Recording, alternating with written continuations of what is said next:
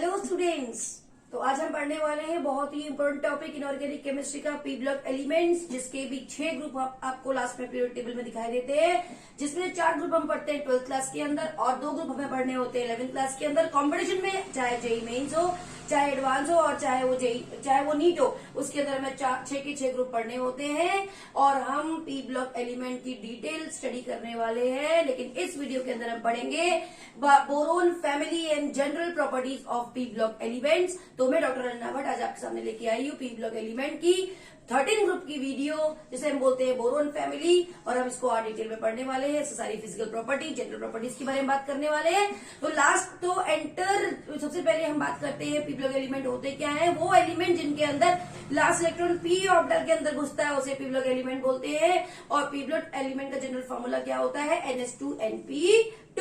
और NH2NP2 के साथ NH2NP6, और NH2NP6 का मतलब है P के अंदर 6 इलेक्ट्रॉन रहते हैं, तो इसका मतलब यहाँ पर आपको कितने मिलेंगे? 6 ग्रुप मिलेंगे। और S के अंदर कितने इलेक्ट्रॉन रहते हैं? 2 इलेक्ट्रॉन रहते हैं। तो हमें S ब्लॉक में कितने ग्रुप मिलते हैं?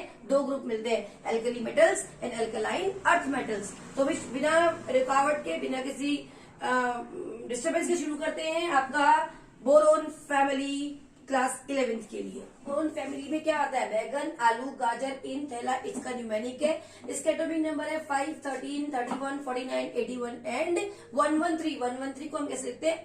अन ट्राइटियम।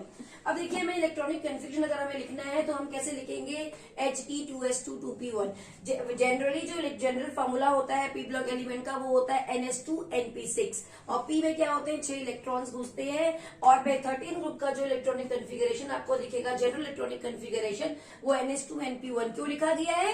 क्योंकि यहाँ देखिए, पहले में क्या है? एटॉमिक नंबर 5 है, तो इसका इलेक्ट्रॉनिक कन्फिगरेशन हमने लिखा है He2S2 फिर हमने लिखा है Ne3S2 फिर हमने लिखा है आर्गन 3D10 4S2 फिर हमने लिखा है क्रिप्टन 4D10 5S2 तो लास्ट में आप देख रहे हैं कि S2NP1 इलेक्ट्रॉनिक कन्फिगरेशन आ रहा है और उनका नंबर जो है शेल्स का वो चेंज होता जा रहा है बेटा। तो जनरल इलेक्ट्रॉनिक कन्फिगरेशन आपको 13 ग्रुप का लिखने को मिलेगा NH2NP1।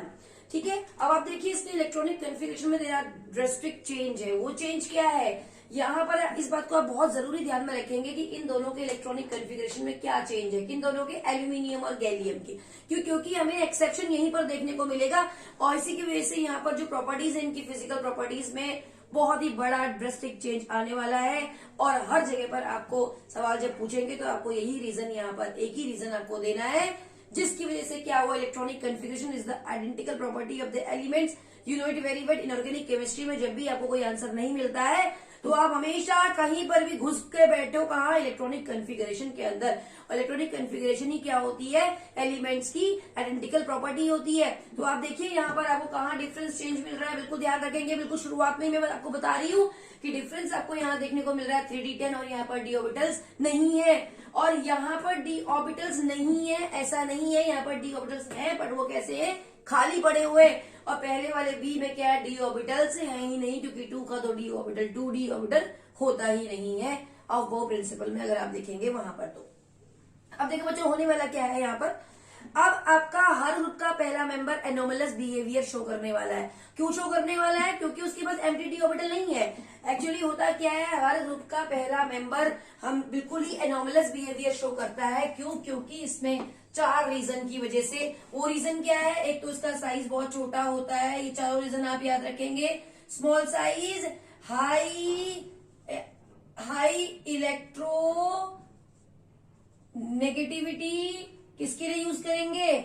नॉन मेटल्स के लिए। और इलेक्ट्रॉन गेन एंथैल्पी लिखो।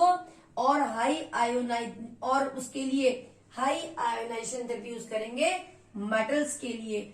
आप यूज करेंगे high electron gain enthalpy.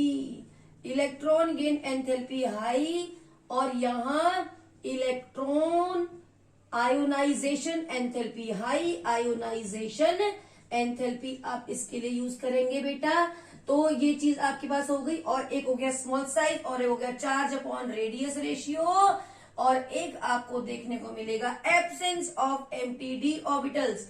Absence of empty D orbitals, इसके अंदर कोई भी ऑर्बिटल डी ऑर्बिटल है ही नहीं, ना एम्प्टी है और ना ही भरा हुआ है। तो इन दोनों के इलेक्ट्रॉनिक कॉन्फ़िगरेशन में आपको यहाँ पर चेंज मिल रहा है, जिसकी वजह से और सिर्फ बोरोन ही नहीं 18 ग्रुप होते हैं पीरियोडिक टेबल में, और हर एलिमेंट, हर ग्रुप का पहला एलिमेंट एनोमलस बिहेवियर वो इसी वजह से शो करता है, क्योंकि इसके 4 रीजन की वजह से आपको हर चीज याद होनी चाहिए।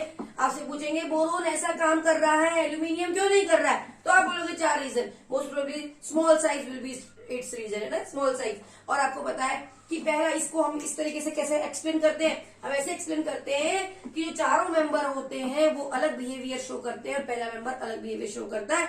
ये बात हम कहाँ पर यूज करते हैं, एल्कली मेटल में। मैंने आपको बताया था कि एल्कली मेटल्स में हम क्या करते हैं कि जो 4 मेंबर होते हैं सोडियम पोटेशियम, हालांकि इनके साइज बढ़ते रहते हैं तो वो दोनों एक गैंग में चलते हैं, और मैग्नीशियम लिथियम एक गैंग में चलता है, अलग चलता है। ये एक गैंग में चलते हैं बेटा, और ये एक अलग से क्या करता है, अलग अकेला चलता है। क्यों? क्योंकि इसके 4 रीजन की वजह से। तो हर एलिमेंट का पहला ग्रुप एनोमलस होता है, ये पहला एलिमेंट एनोमलस होता है। ये बातें आप याद रखेंगे, इलेक्ट्रॉनिक कन्फिगरेशन जनरल फॉर्मूला आप याद रखेंगे, और जनरल फॉर्मूला पूरे पीरियोडिक टेबल का याद रखेंगे, डेफिनेशन याद रखेंगे। Those elements in which last electron enters in the p orbital are called p block elements. Boron जो होता है वो कभी भी आपको एक्जिस्टेंस, अगर आप अकरेंस की बात करोगे तो वो आपको कभी भी फ्री स्टेट में नहीं मिलेगा, वो हमेशा कंबाइंड स्टेट में मिलता है।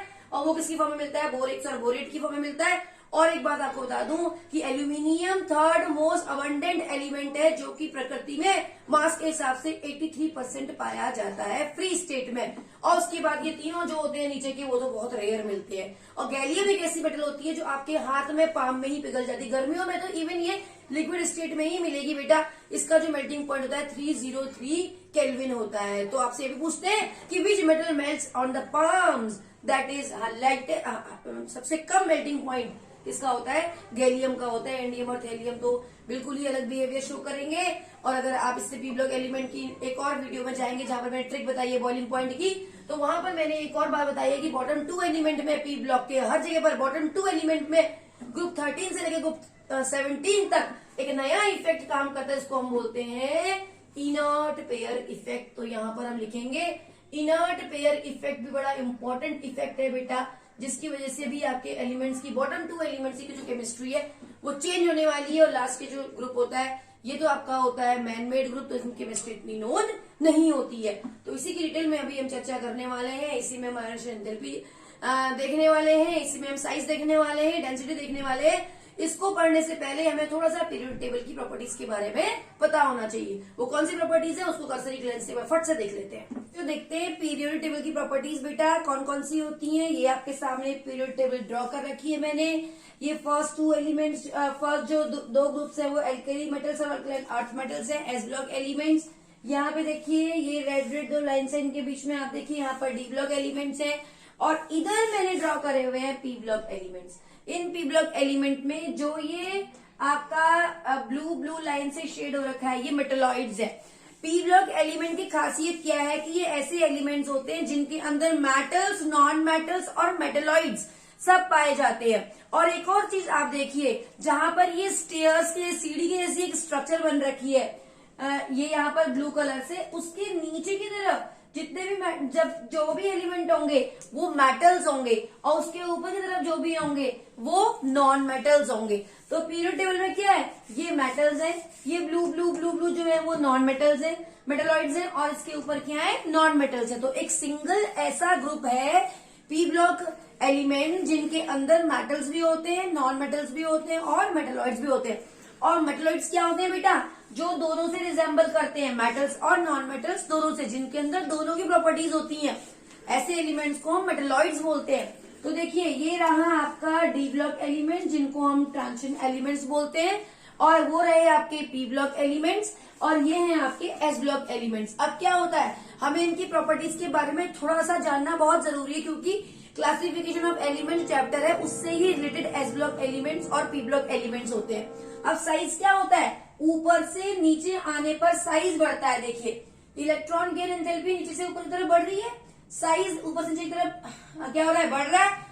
तो राइट से लेफ्ट की तरफ आने पर साइज कम हो रहा है, बढ़ रहा है, ठीक है। तो क्या हो जाएगा, सबसे बड़ा साइज ये, फिर उससे छोटा, फिर सबसे बड़ा साइज ये, फिर छोटा, फिर छोटा, फिर छोटा, फिर छोटा, फिर छोटा। इस तरह से यहाँ से यहाँ आने पर साइज घटेगा, यानी कि वहां से यहाँ आने पर साइज बढ़ेगा। तो इन चीजों को आपको ध्यान रखना है, ठीक है। तो इन के अकॉर्डिंग हम क्या करेंगे, आगे पी ब्लॉक एलिमेंट को पढ़ेंगे। जैसे हमने यहाँ पर क्या देखा, एक जनरल ट्रेंड है ऊपर, एक जनरल ट्रेंड है क्या, ऊपर से नीचे जाने पर साइज क्या है, जनरली बढ़ता है। लेकिन ऐसा आपको बैगन, आलू, गाजर इन थैला 13 ग्रुप में देखने को नहीं मिलेगा। ऐसा क्यों होता है, यही साइज चेंज क्या करता है, इन एलिमेंट्स की और प्रॉपर्टीज के ऊपर इफेक्ट डालता है। और क्या है ये और कैसे होने वाला है, इसी को हम आगे पढ़ेंगे। इनको आप बिल्कुल ध्यान में रखेंगे। ट्रेंड्स आपको याद रखने हैं कि एटॉमिक साइज में क्या फर्क पड़ता है ऊपर से नीचे जाने पर, along the group and along the period, ठीक है। अभी हमने क्या देखा कि जनरली क्या होता है, साइज ऊपर से नीचे जाने पर बढ़ता है, ठीक। अब हम यहाँ पर देखते हैं कि क्या चेंज है। जो मैं अब आपको बताने वाली हूँ, अगर आपको ये समझ में आ गया तो आप समझ लो कि बोरोन फैमिली को आपको समझना बहुत ही आसान है। आप सबसे पहले देखिए इलेक्ट्रॉनिक कन्फिगरेशन। यहाँ पर आपको क्या दिख रहा है, बोरोन का इलेक्ट्रॉनिक कन्फ्यूजन लिखा हुआ है मैंने, ऐसे यहाँ पर एल्यूमिनियम का लिखा हुआ है, यहाँ पर गैलियम का लिखा हुआ है। अब डिफरेंस कहाँ है, डिफरेंस कहाँ है, थोड़ी सी बात हम पहले भी कर चुके हैं। तो डिफरेंस कहाँ पर है, ये देखिए यहाँ पर आपको क्या दिख रहा है, यहाँ पर डी ऑर्बिटल नहीं है, लेकिन यहाँ पर आपको डी ऑर्बिटल दिखाई दे रहे हैं 3d10। अब 3d10 इलेक्ट्रॉन के आने से क्या हुआ, देखो बच्चों, कोई भी एटम न्यूट्रल कब होता है, जब उसके पास उतने ही नंबर ऑफ इलेक्ट्रॉन्स, उतने ही नंबर ऑफ प्रोटॉन्स है, ठीक। जैसे इसके पास 5 इलेक्ट्रॉन्स हैं, तो इसके न्यूक्लियस में भी तो 5 ही प्रोटॉन है। अगर आप इसके न्यूक्लियस की बात करो तो इसके न्यूक्लियस में 5 ही तो प्रोटॉन है, यानी कि 5 प्रोटॉन 5 इलेक्ट्रॉनों को अपनी तरफ खींच रहे हैं, ठीक है। और क्या हो रहा है, और ये हो रहा है कि जो केमिस्ट्री है वो वैलेंस शेल की वजह से है। और वैलेंस शेल कौन सा है इसमें,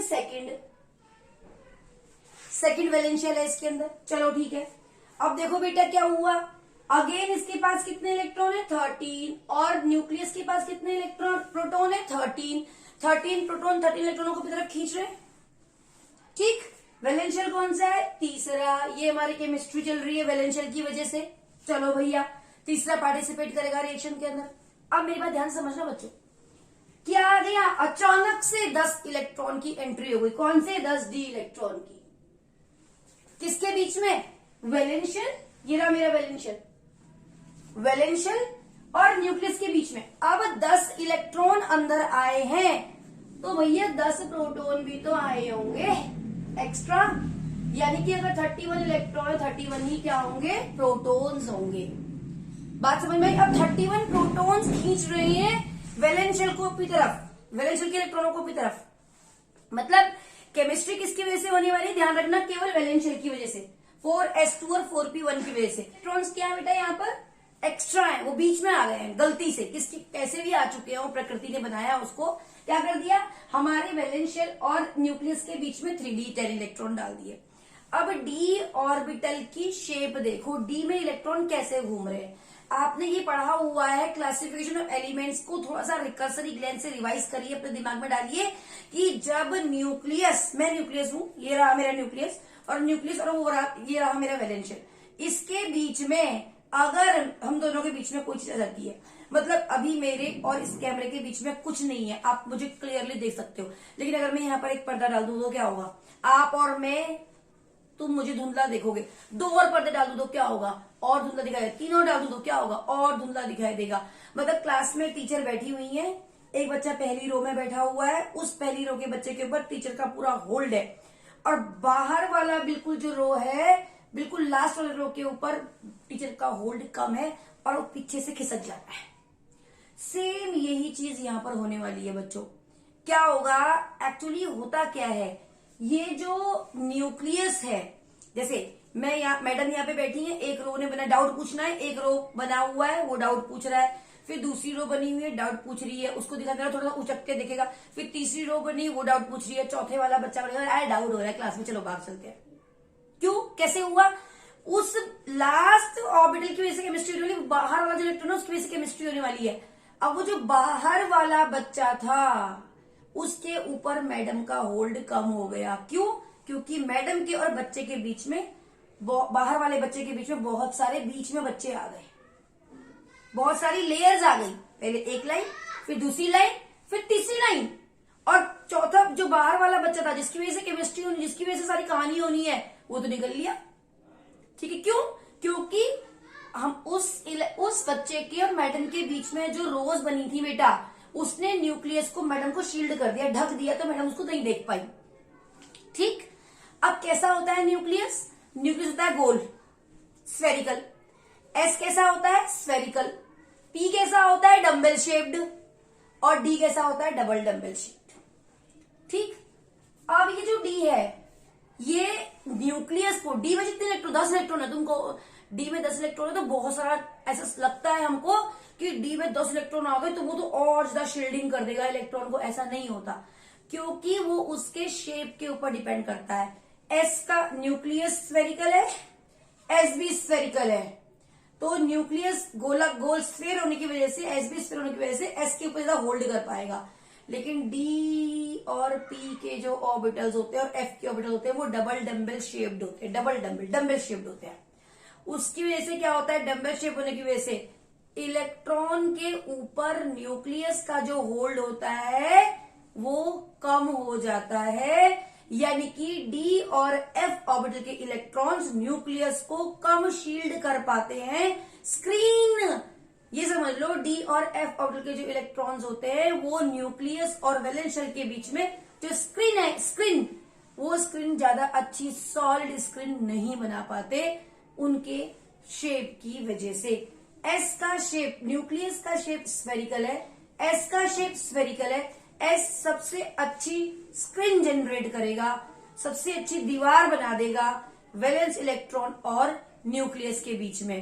पी की स्क्रीनिंग इफेक्ट एस से कम होती है, डी की स्क्रीनिंग, गंदा स्क्रीन बनाता है डी और एफ और भी गंदी स्क्रीन बनाएगा। गंदी स्क्रीन मतलब ट्रांसपेरेंसी बढ़ जाएगी, मतलब मैडम को तो भाई एक बच्चा कह रहा है, बाहर वाला बच्चा कह रहा है बिल्कुल जा भाई जा, तू मैडम को बिजी कर और मैं निकल लूंगा, समझे? ये बात है। तो वो बच्चे जितना न्यूक्लियस को, या जो इलेक्ट्रॉन जितना न्यूक्लियस को शील्ड कर पाएंगे, बाहर वाले पर क्या हो जाएगा, उसका न्यूक्लियस का होल्ड उतना कम हो जाएगा। लेकिन यहाँ पर डी और एफ इलेक्ट्रॉन्स जो शील्डिंग इफेक्ट है, जो स्क्रीनिंग इफेक्ट है, वो सबसे कम होता है। कम होने की वजह से गंदी स्क्रीनिंग, गंदा स्क्रीन बनेगा, बेकार स्क्रीन बनेगा। तो क्या हो जाएगा, इस जो इसके अंदर जो इलेक्ट्रॉन्स है वो डी ऑर्बिटल की स्क्रीनिंग इफेक्ट कम होने की वजह से इनको बहुत आसानी से अपनी तरफ खींच लेते हैं।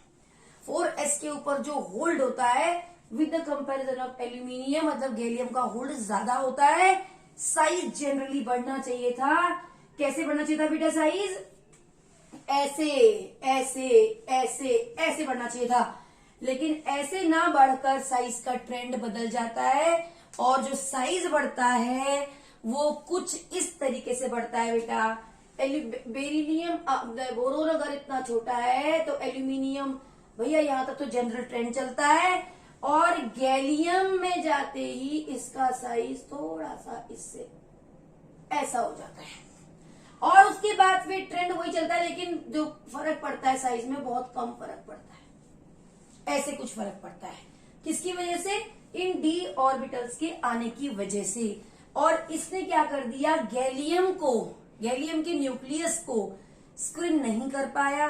स्क्रीन न करने की वजह से न्यूक्लियस ने वैलेंस शेल को अपनी तरफ बहुत तेजी से खींच लिया, और खींचने की वजह से वो उसकी तरफ आ गए। खींचने की वजह से साइज क्या हो गया, वो पास पास आ गए न्यूक्लियस के, और गैलियम का साइज क्या हो गया, एल्यूमिनियम जो जनरल ट्रेंड था उसके हिसाब से न बढ़कर थोड़ा सा बहुत कम बढ़ता है। तो ये जो डी इलेक्ट्रॉनों की एंट्री होती है यहां पर केमिस्ट्री को बदल देती है। इस बात को आपको समझना है। वो एटॉमिक स्ट्रक्चर, एटॉमिक साइज में चेंज होने की वजह से क्या ड्रेस्टिक चेंज आने वाला है। देखो बेटा, 3D इलेक्ट्रॉनों के आने की वजह से एटॉमिक साइज किस तरीके से चेंज हुआ, न्यूमेरिकली वैल्यू देखते हैं। एक्सपेरिमेंटली जो वैल्यू फाइंड आउट करी है वो क्या करी, देखिए क्या फर्क पड़ा है। बोरोन का साइज है वो 85 पिकोमीटर है, और 143 पिकोमीटर एल्यूमिनियम का साइज है। जनरल ट्रेंड है, बढ़ रहा है तेजी से। लेकिन जैसे ही 3D इलेक्ट्रॉन्स आ गए, इलेक्ट्रॉनों के आने की वजह से प्रोटॉन में भी 10 प्रोटॉन बढ़े, और वो प्रोटॉनों के जो अट्रैक्शन पावर थी 3D की शील्डिंग पावर कम होने की वजह से उसने वैलेंस शेल को अपनी तरफ खींच लिया, इतना खींचा कि साइज एल्यूमिनियम से छोटा हो गया गैलियम का। 135 पिकोमीटर होना क्या चाहिए था, बढ़ना चाहिए था, ड्रेस्टिक चेंज होना चाहिए था। जिस तरीके से एल्यूमिनियम और बोरोन में डिफरेंस आया साइज में, ऐसे होना चाहिए था, ऐसा नहीं हुआ। क्यों? डी इलेक्ट्रॉनों के आने की वजह से, उनका स्क्रीनिंग इफेक्ट कम होने की वजह से गैलियम का साइज एल्यूमिनियम छोटा हो गया। तो आप सवाल पूछेंगे why the size of gallium is smaller than aluminium, तो आप बोलोगे due to the weak screening effect of d electrons. भैया प्रोटॉन, न्यूक्लियस में भी तो प्रोटॉन बढ़े हैं, अब प्रोटॉन की जो ताकत है खींचने की वो तो उतनी की उतनी है, अब इलेक्ट्रॉनों की जो पावर है शील्ड करने की वो कम हो गई। तो इसका मतलब क्या हो गया, न्यूक्लियस तेजी से खींचेगा और साइज छोटा हो जाएगा। ये चीज आपको याद रखनी है, हर जगह पे आपको जहां भी पूछेंगे प्रॉपर्टीज में यही डिफरेंस आने वाला है। देखिए क्या होने वाला है। अब इंडियम का साइज कितना हो गया 167, दोबारा से वही हो गया क्योंकि इसमें भी डी थे इसमें भी डी थे। चलो ठीक है, कंपेंसेट हो गया उनका स्क्रीनिंग इफेक्ट। फिर दोबारा से क्या हो गया, वो अपने ट्रेंड में आने की कोशिश कर रहा है। साइज कितना हो गया 167 पिकोमीटर। अब फिर देखो केवल 3 पिकोमीटर का डिफरेंस आया, 170 पिकोमीटर। क्यों? अब आप बोलोगे मैडम यहाँ पर डी ऑर्बिटल है, लेकिन बेटा यहाँ पर 14f इलेक्ट्रॉन्स भी आ गए और 14f इलेक्ट्रॉन आए तो 14 प्रोटॉन भी न्यूक्लियस में आए हैं। अब क्या हुआ, प्रोटॉन तो अपनी पूरी ताकत से खींच रहे, न्यूक्लियस की ताकत पे फर्क पड़ा नहीं, लेकिन F के आने की वजह से स्क्रीनिंग इफेक्ट कम हो गया, जिसकी वजह से बाहर वाले इलेक्ट्रॉनों पर होल्ड बढ़ गया और साइज क्या हो गया, बढ़ा, लेकिन बहुत कम बढ़ा, है ना। तो क्या हो रहा है, साइज बढ़ रहा है, on moving up to down size बढ़ता है, ठीक। अब उसके के बाद क्या हुआ, देखो क्या कहां पड़ा है इसका सीधा फर्क, डेंसिटी पर देखो क्या फर्क पड़ा है। डेंसिटी क्या हो रही है, on moving up to down density increases. होता क्या है, देखो डेंसिटी क्या होता है, मास अपॉन वॉल्यूम। अब मास क्या है बेटा, जब हम ऊपर से नीचे की तरफ जाएंगे तो क्या हो रहा है, एटॉमिक नंबर बढ़ता है। एटॉमिक नंबर बढ़ रहा है मतलब मास भी बढ़ रहा है, क्योंकि न्यूक्लियस में प्रोटॉन भी बढ़ रहे हैं, अगर इलेक्ट्रॉन बढ़ रहे हैं तो मास बढ़ रहा है। तो क्या हुआ, अब मास तो डायरेक्टली प्रोपोर्शनल है डेंसिटी के, मास बढ़ेगा डेंसिटी बढ़ेगी, ठीक है। और वॉल्यूम क्या हो रहा है, वॉल्यूम भी बढ़ रहा है। तो क्या हो रहा है, वॉल्यूम ज्यादा बढ़ता है, वॉल्यूम ज्यादा बढ़ता है। तो क्या हो रहा है, ऐसा माना जाता है कि जो वॉल्यूम होता है, बंद करना को, जनरली क्या होता है बच्चों, जनरली डेंसिटी में क्या फर्क पड़ता है, जब हम ऊपर से नीचे की तरफ जाते हैं तो मास भी बढ़ता है और वॉल्यूम भी बढ़ता है। अब आप बोलोगे कि मास भी बढ़ रहा है वॉल्यूम भी बढ़ रहा है, लेकिन ऐसा देखा गया है कि मास का जो एक्सपेरिमेंटली ये प्रूफ है कि जो मास का जो रेशियो होता है इंक्रीज जो होता है वो with the comparison of volume ज्यादा होता है, मतलब मास ज्यादा बढ़ता है with the comparison of volume. और वॉल्यूम क्या है, इनवर्सली प्रोपोर्शनल है, और डेंसिटी क्या है, मास के डायरेक्टली प्रोपोर्शनल है। तो मास बढ़ता है तो डेंसिटी भी बढ़ती है, जनरल ट्रेंड, एक्सेप्शंस हर जगह पे होते हैं, बट यहाँ पर क्या है, जनरली हम कहते हैं on moving up down in a group density of the elements increases. ठीक है बेटा, यहाँ पे भी वही ट्रेंड फॉलो हो रहा है, लेकिन कैसा होना चाहिए था, एक जनरल ट्रेंड होना चाहिए था, मतलब जितने का गैप है उतने गैप मेंटेन होना चाहिए था उसके बीच में। लेकिन अब यहाँ पर आप देखो दो जगह पे आपको बिल्कुल अलग से चीजें हाईलाइट करो उस चीज को, किससे करते हैं हाईलाइट, हम अभी करते हैं ब्लू पेन से। देखो देखो बेटा, अब हम यहाँ पर करते हैं, यहाँ पर चेंज देखो, इन दोनों में एल्यूमिनियम और गैलियम में, देखो बेटा एल्यूमिनियम और गैलियम में चेंज देखो कितना ड्रेस्टिक चेंज आया है। कितना हुआ है, पहले 2.35 था, फिर 2.7 हुआ, अब कितना हुआ 5.09। क्यों भैया इतना बड़ा क्यों चेंज हो गया, क्यों हुआ इतना बड़ा चेंज, किसके चेंज होने की वजह से, वॉल्यूम। मास तो भाई उसी हिसाब से बढ़ रहा है, क्यों, लेकिन वॉल्यूम जो है एल्यूमिनियम से क्या हो गया, गैलियम का छोटा हो गया, जिसकी वजह से मास बढ़ ज्यादा हो गया। मास ज्यादा होने की वजह से डेंसिटी में ड्रेस्टिक चेंज आ गया 5.90। ये भी क्यों हुआ, सेम रीजन।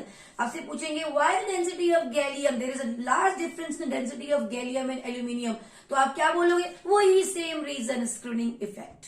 अगेन आपसे पूछेंगे कि अगेन बेटा देखो थैलियम और इंडियम में भी वही बात हुई है, थैलियम में डेंसिटी कितनी हुई है, चलो इंडियम ने क्या किया, कंपेंसेट करने की कोशिश करी कि चलो मेरे पास भी डी इलेक्ट्रॉन है, तुम्हारे पास भी डी इलेक्ट्रॉन है, तो एक जनरल ट्रेंड फॉलो करने की कोशिश करी कि चलो ठीक है 7.31 पे आ गया। लेकिन फिर दोबारा से उछाल आ गया डेंसिटी में। क्यों आया भाई ये उछाल डेंसिटी में, क्योंकि एफ इलेक्ट्रॉन आ गए, 14f इलेक्ट्रॉनों के आने की वजह से शील्डिंग इफेक्ट उसका और भी कम हो गया, न्यूक्लियस का होल्ड बढ़ गया, वॉल्यूम बढ़ा तो लेकिन उतना नहीं बढ़ा, लेकिन मास अपने हिसाब से बढ़ रहा है।